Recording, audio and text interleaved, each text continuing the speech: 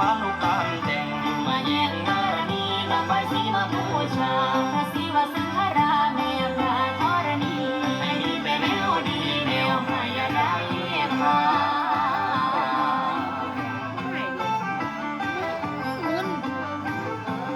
มาบนบานพระชีวีขอให้แม่สุขสุขสันต์และมั่งมีโชคลาภในความรักในทางแม่ได้รับ